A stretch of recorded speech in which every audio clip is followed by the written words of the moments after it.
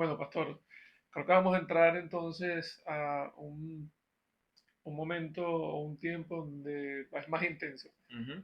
Esos últimos 3 días, ese quinto día donde Jesús se reúne con sus discípulos y Él les hace una revelación. Él les dice que uno de sus discípulos lo va a entregar. ¿Cómo es ese momento de traición? ¿Cómo Jesús, como usted ve que Jesús lo haya recibido? Ya él lo sabía, pero ¿cómo es para Jesús eso? Y también cómo lo reciben los discípulos. Sí, bueno, el Señor ahí sentado a la mesa con ellos, ciertamente Él hace varios anuncios, varias cosas tiene que decir. Y una de las cosas pues, principales es esta, pues el anuncio de que alguien lo va a entregar. Ya Él conocía quién era que quién iba a entregar y cómo iba a acontecer esto. Porque la palabra nos dice que cuando Judas se le acercó, Él se le acercó a Judas y le dijo, ve a hacer lo que tienes que hacer, ve a hacerlo pronto, ¿no? De manera que, sí, ciertamente el Señor sabía que Judas lo iba a entregar, pero cuando él hace la pregunta, él la hace para todos. O sea, o más bien la declaración lo hace para todos. Y esta declaración trae una incomodidad, pero es interesante que todas las veces que nosotros vemos a los apóstoles responder a Cristo, a veces lo hacían de una manera egoísta, buscando el beneficio, buscando que sea otro, etcétera, ¿no? Que el que hizo mal fue otro, lo bueno para mí. Pero aquí todos y cada uno de los que estaban aquí preguntaron, ¿seré yo, Señor? Y es interesante porque eh, aunque ellos no entendían todas las cosas como tiene que ser, este momento por lo menos no estaba contemplado en el corazón de estos hombres, excepto en el de Judas. Dice que la historia nos dice que después de que Cristo fue ungido por esta mujer, que Judas estuvo incómodo y que empezó a ver como que, concha, este no es el Mesías o este no es la persona que yo esperaba. Él buscó la manera de cómo, bueno, voy a entregar al Señor. Y Marco nos dice que Judas se fue con los principales sacerdotes para encontrarse con ellos, pues, y entregarle a Cristo. Así que ya él fue a avisar, ya él fue a decirle a los fariseos, mira, voy a entregarlo. Y estos se contentaron como lo que ellos querían, pues ellos estaban esperando el momento, desde aquel momento que los enfrentó Cristo, ellos esperaban el momento para hacerle caer. Pero el libro de Mateo nos dice que los discípulos, los fariseos le dijeron, pero todavía no, porque es el tiempo de la fiesta, no queremos que se alborote la gente, ya ellos sabían la popularidad que tenía Cristo y cómo ellos habían quedado frente al pueblo, de manera que no querían hacerlo o de manera secreta. Y Judas presenta la opción de él entregarlo. ¿Quién más que uno de los de adentro para poder hacer este asalto? Y cuando Cristo hace el anuncio, pues los discípulos inmediatamente pensaron que podían ser ellos. Ellos no dijeron, no soy yo, será tal o cual, sino que cada quien miró hacia adentro y incluso impresiona mucho que Pedro dijera también, seré yo, cuando Pedro siempre fue un impulsivo, siempre Claro. buscó acusar o siempre salir con una metida de pata, pues. Claro. Sin embargo, aquí cada uno hace una introspección, mira hacia adentro y le pregunta, Señor, ¿seré yo? Y no puede imaginarse la tensión en ese momento, porque cada uno se preguntaba, ¿seré yo? ¿Seré yo? ¿Seré yo? ¿Seré yo? Y nadie decía nada hasta que Pedro le dice a Juan, pregúntale al Señor. Y el Señor le dice, el que moje conmigo, el pan conmigo, pues ese es.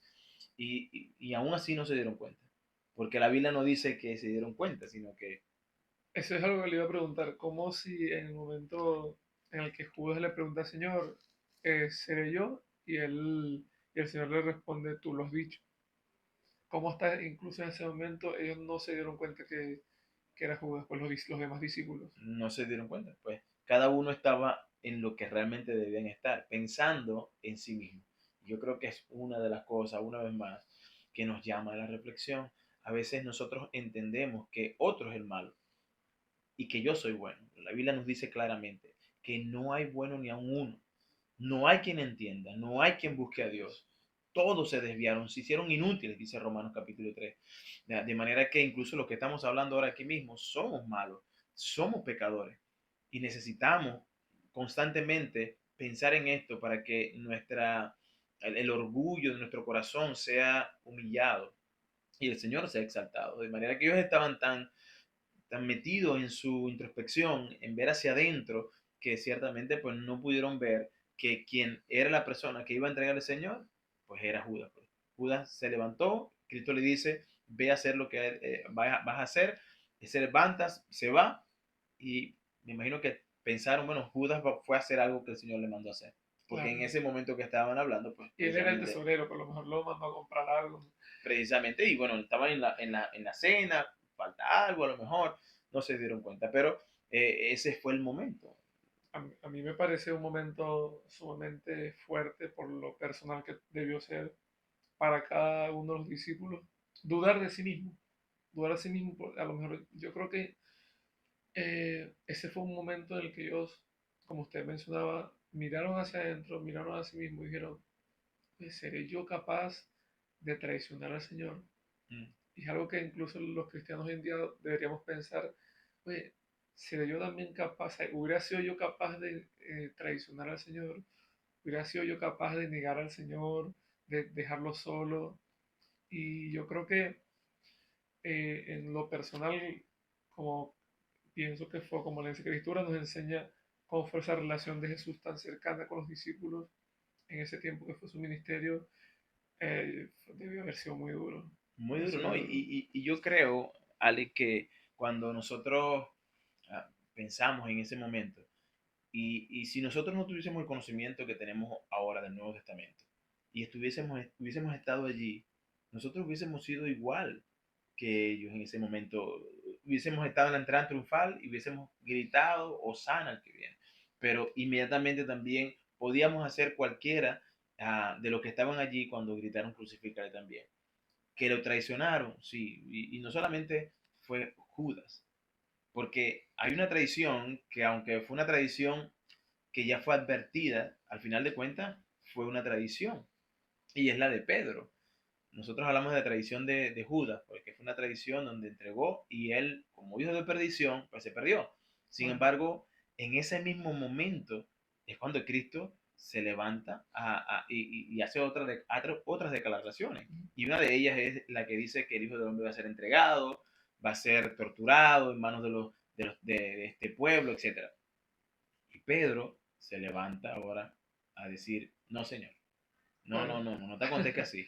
claro, antes de entrar a ese espacio donde el Señor le declara eso a los discípulos que le iba a ser entregado, me gustaría tocar el tema de la Santa Cena. Oh, ¿Qué tan importante es esta Santa Cena para ellos? O sea, esta última cena de los discípulos con el Señor, ¿qué tan importante es? bueno, es de suma importancia porque esta última cena encierra un simbolismo que incluso hoy en día la iglesia sigue contemplando y practicando. Esta cena sería la última del Señor, donde Él dice que no tomará más del fruto de la vid hasta esperar tomarla con nosotros. No solamente eso, sino que en este anunciaba el fin, o mejor dicho, el inicio de un nuevo pacto.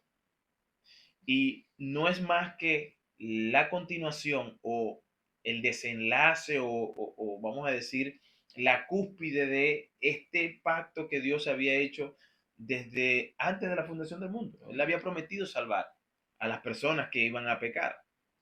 Y es en este momento donde el Señor termina anunciando que su propia vida Él la daría como símbolo, o más bien como, no símbolo, como el sacrificio perfecto ah, que el Padre requería para poder salvar a las personas. De manera que esta última cena está cargada de un simbolismo que la iglesia hoy practica y que recuerda precisamente eso que el Señor hizo por nosotros.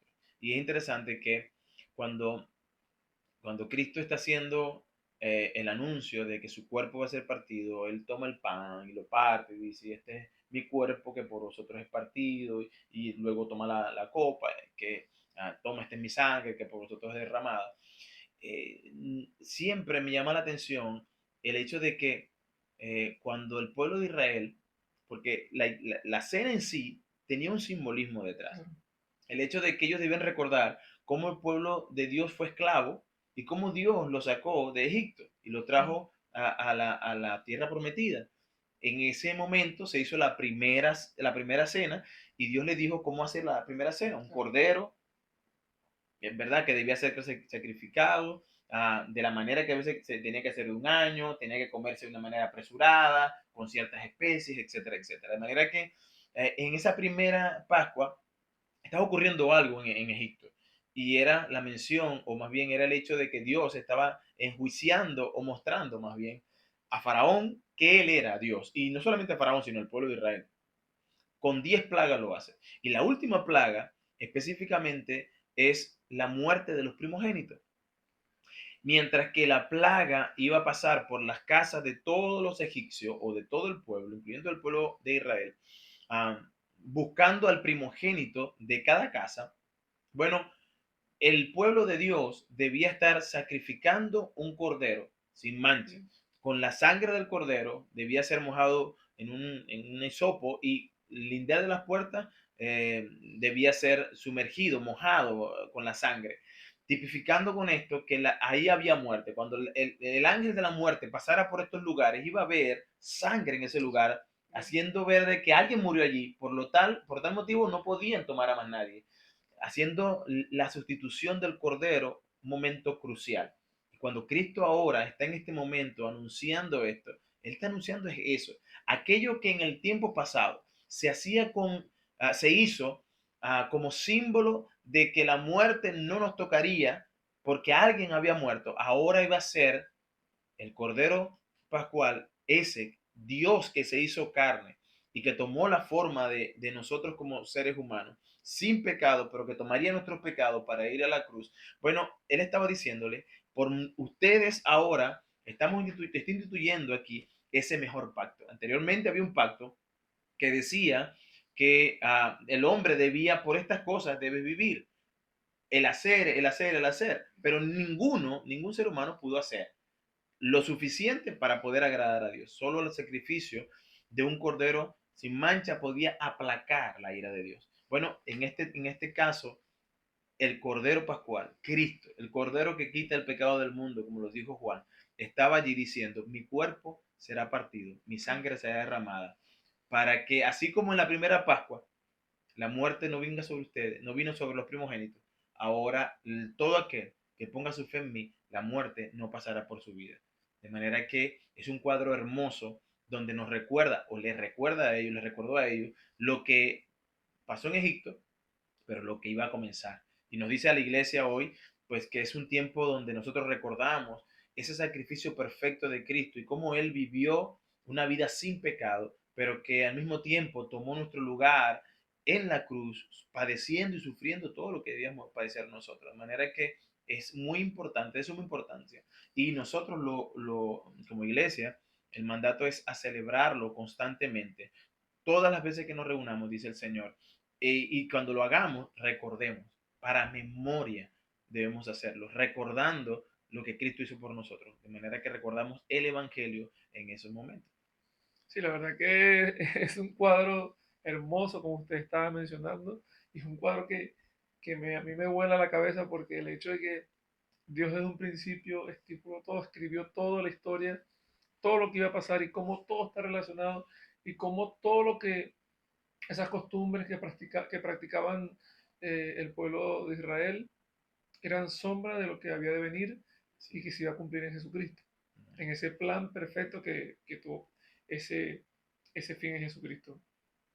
Hábleme, pastor, sobre Pedro. Ese momento el Señor le está diciendo, usted lo estaba mencionando hace un rato, el Señor les dice, mira, todos vosotros os escandalizaréis esta noche. Y entonces Pedro entra en escena y hace su Sí, intervención, volvió a ser Pedro otra Volvió a vez. ser Pedro. Sí, volvió a ser Pedro y Pedro se levanta frente a esta declaración que el Señor hace. Se van a escandalizar, van a huir, el pastor será herido, y etcétera. Y Pedro se levanta en su pasión, otra vez, sincera, pero puesta en el hombre.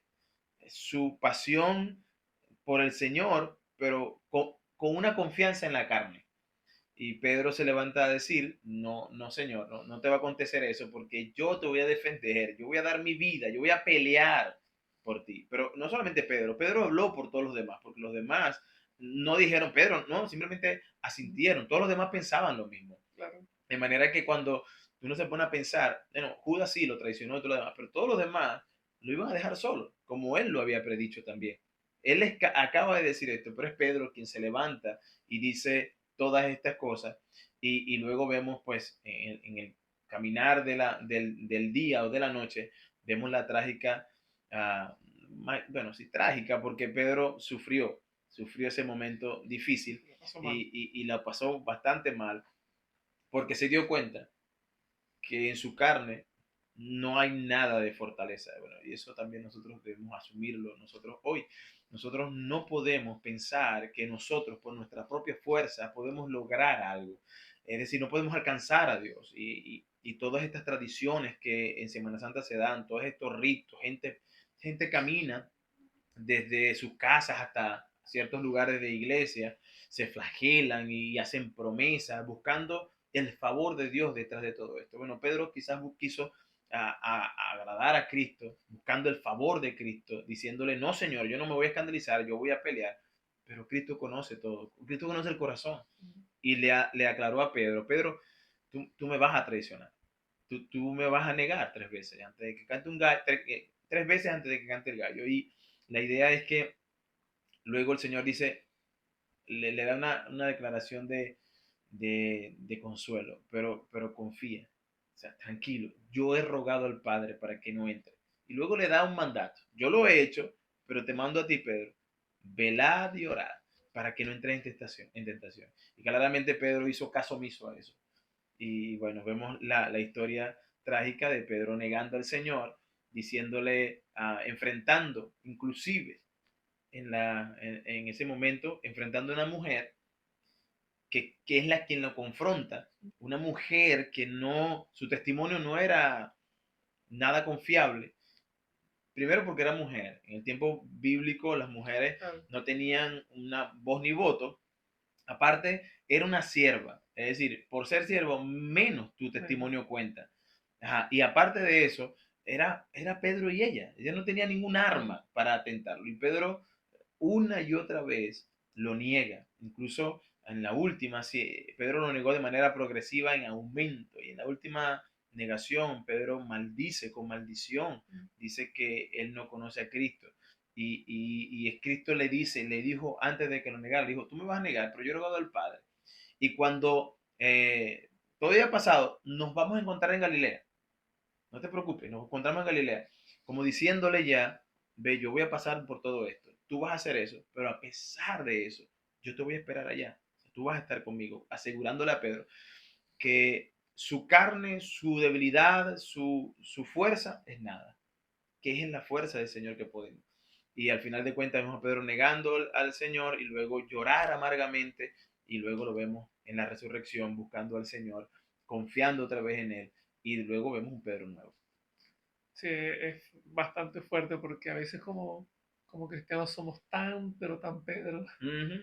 nos comportamos como Pedro y a veces queremos en nuestro, tal vez con la motivación equivocada, queremos hacer ese comportarnos un poquito, somos un poquito Impulsivo. impulsivos, Ujú. impulsivos, y terminamos prometiendo cosas y diciendo cosas que al final con nuestras propias fuerzas no lo podemos cumplir. Y Así es. terminamos fallándole al Señor cuando lo que tenemos que hacer es rendirnos a Él y dejar que Él sea a través de nosotros. Bueno, yo creo que entramos a un momento de la historia bastante fuerte para el Señor, que es el huerto de Hexemaní. Ya estamos entrando en terreno mucho más santo todavía. Sí, Tierra Santa, ¿Verdad que toca quitarse el calzado? Ujú, ujú.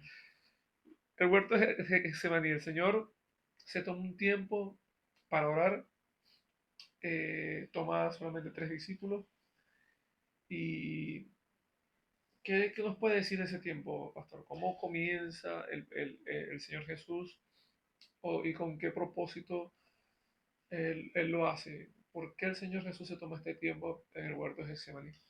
Es uno de los pasajes que en lo personal me llena de muchas emociones. Primero porque es pensar en el Señor en un lugar, con emociones reales. Nosotros podíamos en otros lugares, en el ministerio, en esos 3 años que él vivió, nosotros lo vimos haciendo milagros impresionantes. Lo vemos con autoridad, diciéndole a la enfermedad, a los espíritus inmundos, reprendiéndolo, enfrentando a los fariseos con valentía, en momentos de necesidad, multiplicando panes y peces y haciendo tantas cosas, ah, que cuando llegamos a este lugar vamos a conocer a un Jesús que no habíamos visto anteriormente. Él toma un tiempo para orar, siempre tenía estos tiempos para orar, pero en este momento eh, era mucho más necesaria la oración en cuanto a la carne en el Señor. Nosotros sabemos, la Biblia nos habla de que Cristo es Dios, verdaderamente Dios, pero verdaderamente hombre también fue, porque necesitaba representarnos. De manera que cuando Él está aquí en este momento, en el Getsemaní, en el jardín del Getsemaní, Él llama a sus discípulos para orar y saca parte de estos tres y les pide en angustia, les pide, es como el Señor revelándole algo que está pasando con Él de manera íntima. Él les dice, mi alma está angustiada hasta la muerte. Ah, prácticamente lo que le estaba diciendo era, estoy muriendo en vida. Ahora, lo que me llama la atención de esto es que Él es Dios. Él sabía lo que iba a pasar. Ahora, ¿por qué estuvo así? Bueno, él mostraba su humanidad también. Y le decía a los discípulos, oren conmigo. Y cuando nosotros leemos los evangelios, nosotros no vemos a los apóstoles, ninguno de ellos, ni siquiera acompañar al Señor en la oración. A estos los dejaron en un lugar para orar, él se fue a un otro lugar a orar, pero estos se quedaron dormidos, ¿no? Pero lo que me llama la atención es que nosotros sabemos la agonía del Señor, porque Él se tiene que revelar a los apóstoles, porque nadie más estaba en el huerto. En el huerto estaba Él y Dios con Él, más nadie. Y Él tiene que revelarle esto a los apóstoles y nos revela en su oración la angustia que Él sentía. Una angustia que realmente no, no era un miedo que tenía la muerte. Realmente nosotros podemos pensar en los apóstoles. Esta gente murió, muchos murieron crucificados. Pedro murió crucificado boca abajo, algunos fueron aserrados y con muertes crueles y enfrentaron la muerte con mucha valentía. Y muchas personas pueden pensar que Cristo en este momento estaba asustado o tenía miedo porque Cristo iba a ser crucificado, iba a ser arrestado. Sinceramente no es así porque él sabía lo que iba a acontecer. Ya Isaías lo había predicho y él mismo le había dicho a los apóstoles por todo el camino en donde venía, le había dicho lo que iba a pasar con él. Así que, ¿qué era lo que realmente lo tenía así? Bueno, el pasaje nos dice, ese huerto de Getsemaní, cuando él está orando, nos revela realmente qué era lo que lo tenía así. Y él muestra en la oración lo que lo tenía así. Él le habla al Señor y dice, Señor, si es tu voluntad, pasa de mí esta copa. Y eso, el contenido de esa copa, era lo que traía a Cristo a estar en esta condición de angustia, de incluso, como dice la palabra del Señor, sudar grandes gotas de sangre. O sea, estaba en una presión tal.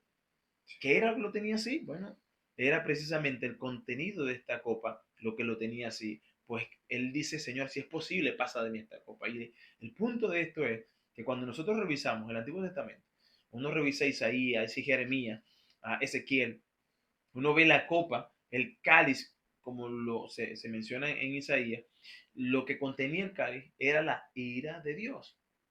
De manera que Cristo va a experimentar algo que nunca él lo había experimentado. Él va a experimentar la ira de Dios sobre él. Algo que él que no solamente no había experimentado, sino que en la historia se había visto. Dios tomando de su propia ira para descargarla toda sobre su Hijo amado. El hecho es que él precisamente no fue por el pecado de él, sino por el pecado de todos nosotros.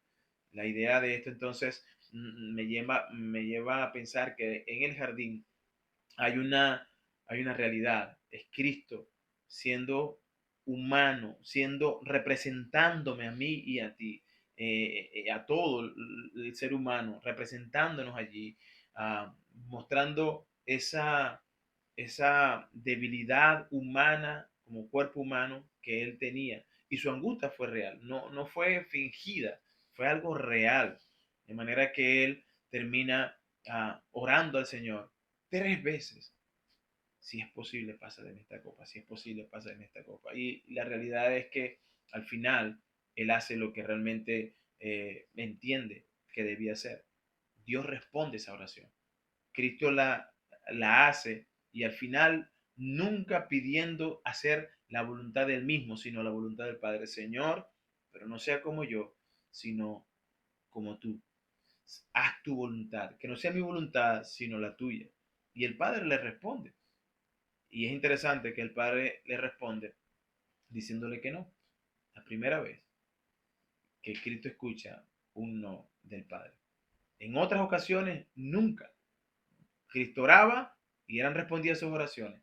Y aquí fue una respuesta, pero negativa. En todas las demás siempre ha respondido. Esta respondió, pero fue una respuesta negativa. No hay otro camino. La única manera es que enfrentes la ira que yo tengo sobre todo aquel que es pecador.